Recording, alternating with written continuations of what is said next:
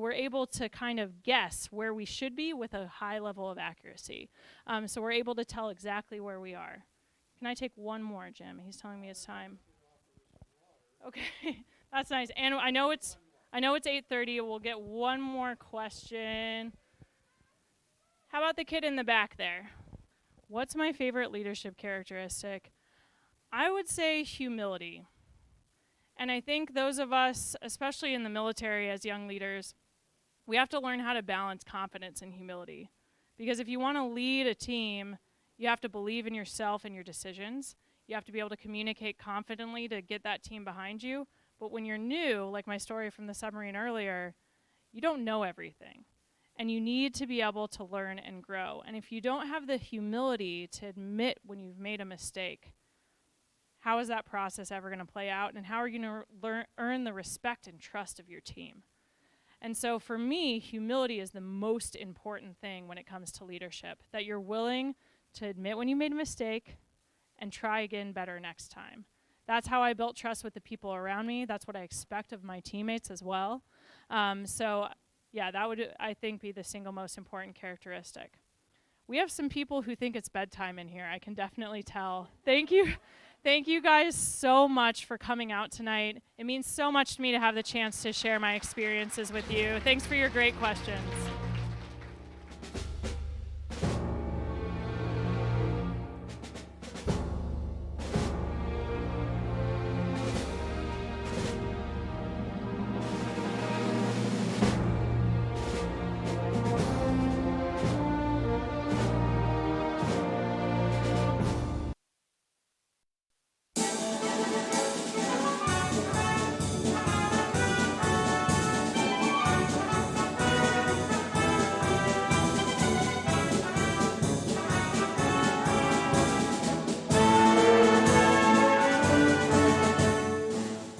Now, before we move to view the ribbon cutting, it's important to recognize that this action symbolizes the completion of this 10-year-long project. The Highlanders of the 1st Battalion, 161st Infantry Regiment now have a facility that will enable them to expand their reach and hone their skills.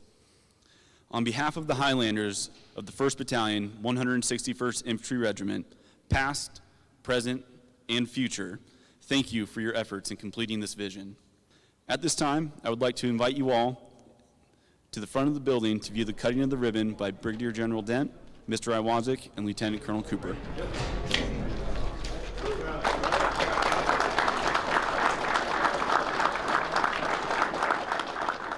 Good morning, and thank you for attending today's event. I am Captain Brian Johnson, the Master of Ceremonies for today's event. On behalf of Lieutenant Colonel William Cooper, Commander of the 1st Battalion, 161st Infantry Regiment, I would like to welcome you to the ribbon-cutting ceremony for the new Richland Readiness Center. The official party for today's ceremony is Brigadier General Dan Dent, Commanding General, State of Washington, Mr. Adam Iwazik, Director, CFMO, and Lieutenant Colonel William Cooper, Commander, 1st Battalion, 161st Infantry Regiment. The 1st Battalion of the 161st Infantry Regiment has a rich and storied history.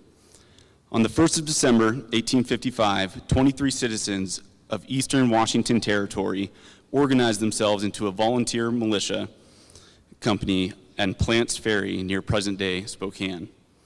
Their mission was to escort the territorial governor, Isaac Stevens, safely through the Dales through hostile Indian territory.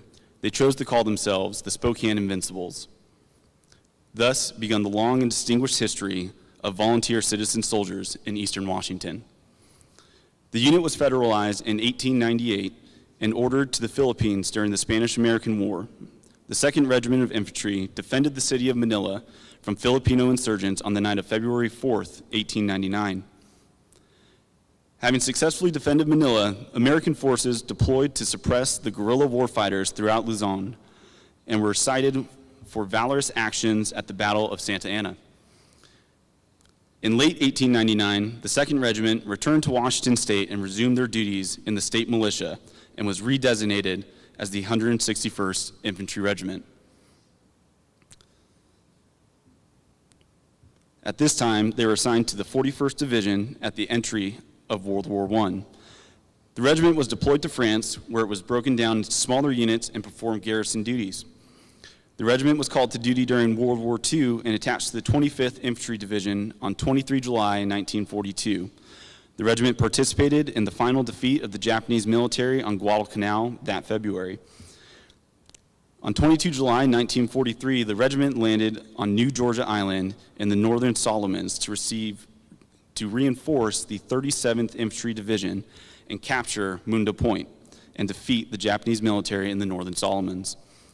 On 11 January 1945, the 161st Infantry Regiment returned to Luzon, Philippines, where it was instrumental in the 25th Infantry Division's defeat of Japanese forces on Luzon. For its actions, the regiment was awarded its third World War II campaign streamer. The regiment was designated to be one of the lead elements of the 25th Infantry Division's landings on the main island of Honshu, Japan. Fortunately, the war ended before the invasion was necessary. The regiment returned to Washington State and once again took up its duties with the Washington National Guard. In 2003, the 1st Battalion, 161st Infantry Regiment, the only surviving battalion of the regiment, was federalized in support of the War on Terror and Operation Iraqi Freedom II. There, they were assigned to 1st Cavalry Division, where they participated in stability and security operations, including aggressive combat patrols, direct action raids against an established insurgency in the Baghdad area of operations. The 1st Battalion, 161st Infantry deployed to Iraq again in 2008, where it was tasked with providing security for logistics convoys. During this deployment, the battalion's headquarters was stationed at Joint Base Balad. The battalion is currently dispersed throughout the eastern portion of Washington State.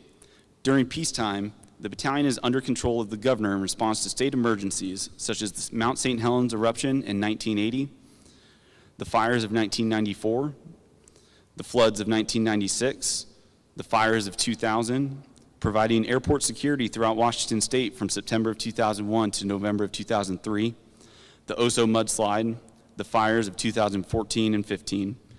Our soldiers continue to stand ready to answer the call, with members mobilizing throughout the state in June of 2020 in support of domestic disturbance to Washington, D.C., in March of 21 over the last 2 years at food banks throughout Washington State, and overseas to Ukraine and Poland as a part of a NATO battle group. Upon activation during times of national emergency, these units mobilize to augment the regular Army. As always, this unit stands ready to serve the state and nation, living up to its motto, first in war, first in peace. Today's ribbon cutting ceremony recognizes a $15 million effort that began over 10 years ago when the Washington Army National Guard competed for approval of projects with proposals from all 54 U.S. states and territories. The project was approved in 2012 for construction bids to begin in 2020. In 2017, the Washington Army National Guard secured the 40 acres here between First Street and Polar Way. In 2019, Washington state lawmakers approved funding for the $3.8 million it would cost the state government for the build.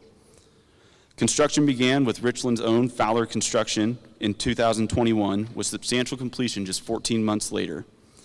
The now completed 39,706 square foot Readiness Center will be the home of Bold Company, 1st Battalion, 161st Infantry Regiment, a Stryker infantry company of 152 soldiers. This project is a tremendous team effort between the Washington Army National Guard, TVA Construction, and Fowler General Construction. At this time, I would like to welcome Brigadier General Dent, Commanding General, State of Washington, to provide some opening remarks. Well, thank you and good morning. Thanks for rallying here on this great day. I want to thank Highlander 6 for hosting. Appreciate that, Bill. And offer a special welcome to our elected officials, Senator Dozier, Representative Bonneke, our local mayors, local community leaders and partners, the leaders of Fowler General Construction and your entire team. I want to welcome our distinguished alumni. It means a lot to the Guardsmen in this facility to see you here, and we appreciate it. Of course, we welcome our soldiers, friends, and family. And on behalf of the Adjutant General and the entire Washington National Guard, I want to thank you for making this day a reality. And thank you for delivering a world-class facility for the world-class soldiers in the Washington National Guard. It's from this armory that we will continue the historic and honorable lineage of 1st Battalion, 10161 Infantry. Formed over a century ago, have served in every major combat operation in our Army's history, and every major domestic operation when this state has called upon them. It's facilities like this that prove to our soldiers that we can deliver them the best resources and best opportunities in support of our #1 priority, to recruit and retain quality soldiers and guardsmen. This will matter to them in an amazing way, and this all came together because of your work. We're deeply grateful. We thank you, we're proud of you, and appreciate you for accomplishing this important mission. Soldier first.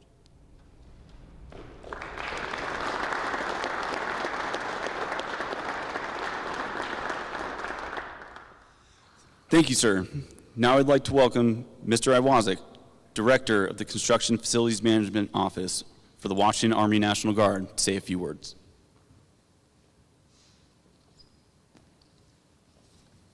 Good morning, ladies and gentlemen, distinguished guests, elected officials, distinguished members of the town and city, and the members of the community Tri-Cities, and most importantly as well, the 81st Brigade, 10161.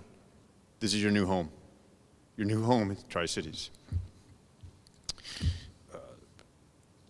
Very honored to be a part of this from cradle to grave. Very few, if any, directors in the National Guard get to see a project from cradle to grave.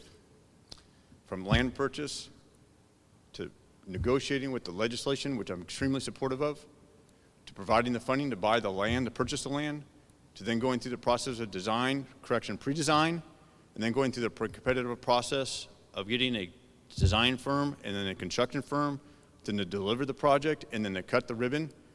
Cradle to grave, my team has been a part of this, and it's amazing. And there's so many folks I want to thank. I have a list of names here I want to cover, but it's just a Memorial Day for the National Guard and our soldiers. And to be a part of this is just a blessing.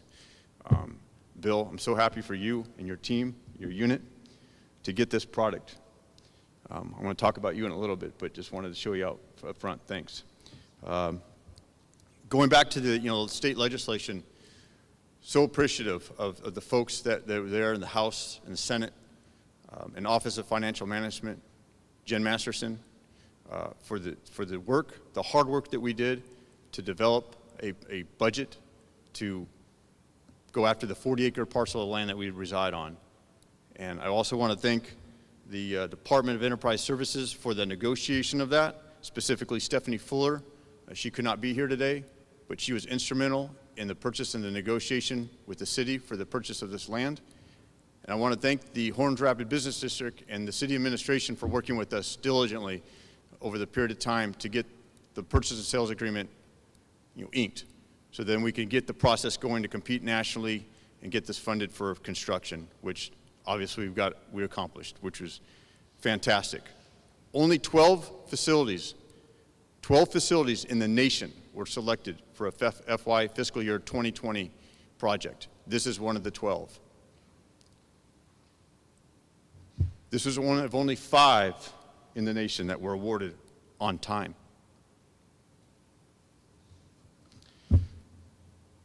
I want to thank Tanya Baker of ALSCS Architects of Spokane. Her, as well as Major Cooper and Captain Nick Stewart, now Lieutenant Colonel Cooper and Major Stewart, and rightfully so promoted since then.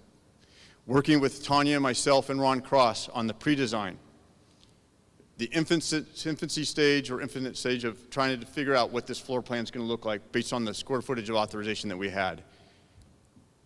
And Bill, I think you would admit that it looks pretty darn resembling of what we talked about.